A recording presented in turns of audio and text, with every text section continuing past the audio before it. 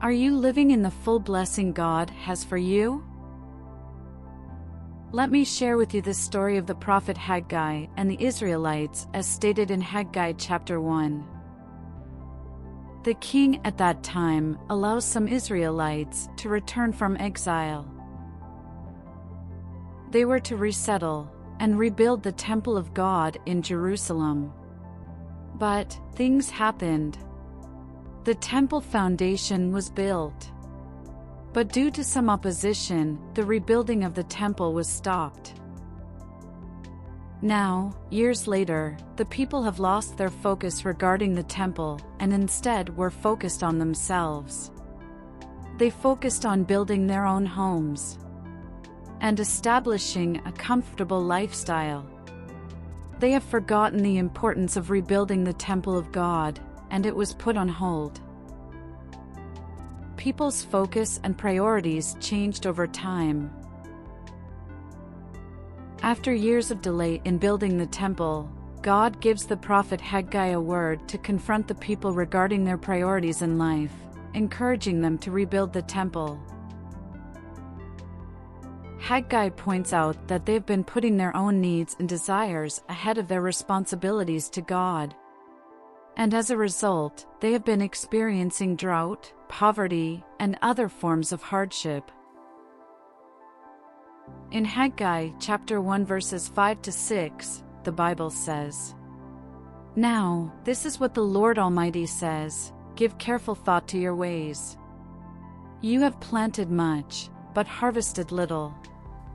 You eat, but never have enough. You drink, but never have your fill. You put on clothes, but are not warm. You earn wages, only to put them in a purse with holes in it." Haggai tells the people, you plant much, but harvest little. You eat, but never full. You drink, but still thirsty. You put on clothes, but not warm. You are paid wages, but it never seems enough.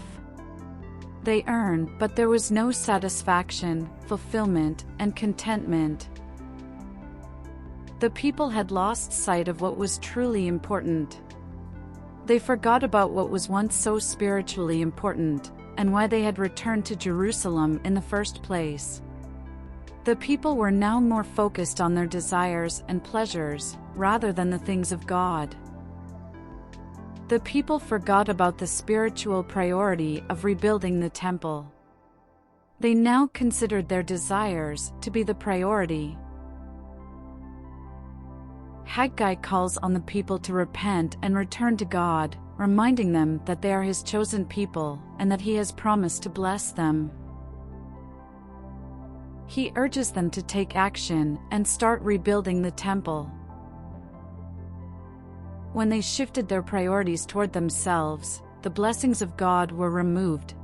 The favor of God was lifted, and the people found themselves living outside of the promises of God's favor and blessing. Haggai tells them, give careful thought to your ways. It simply means, consider your priorities. Evaluate your life and consider which way you are headed. Who or what is guiding you on what is important in life? What should your priorities in life be? Friends, ask yourselves, what is more important? Your desires or God's desires? Are you spiritually focused or worldly focused? Are present comforts that last only a season your focus? Or is it eternity with Christ? Now, the problem with developing a selfish desire and a worldly focus is that we never reach a point of enough or contentment. The desire for just a little bit more rarely goes away. We always want more. We end up telling ourselves that tomorrow, we will focus on what God wants. But then there is always another tomorrow. So, why should people focus on what God wants? Because God would bless them. As we focus on God's priorities, desires, and His will for our lives, we will be blessed. In Matthew 6 verse 33 the Bible says, "But seek first His kingdom and His righteousness, and all these things will be given to you as well." When the leaders and the people allowed the Lord to change their hearts, they obeyed the Lord by rebuilding the temple. The scriptures point out the formula for receiving God's full blessing. It is putting God first in our lives and fulfilling our responsibilities to Him. The passages also remind us that when we turn away from God and put our own needs and desires ahead of His will, we can experience difficulties and hardship. When we turn back to Him and seek to serve Him, He will bless us and bring prosperity and joy to our lives. Today, my friends, be reminded that we need to hear a word from the Lord. We need to be reminded of what is truly important in life. We need to take time to consider our ways and how we are living. Yes, we can get God's full blessings, but that would require us to consider our ways and focus on what's important to God. Let us pray. Heavenly Father, I praise and bless You for Your goodness and grace to all Your children. Thank You for Your faithfulness to us. Thank You for being patient with us. Thank You for teaching us spiritual truths from the Bible and for warning us of the dangers of disobedience or carelessness in our Christian lives. Lord, help us to consider Your ways, to make the things of Your kingdom our priority.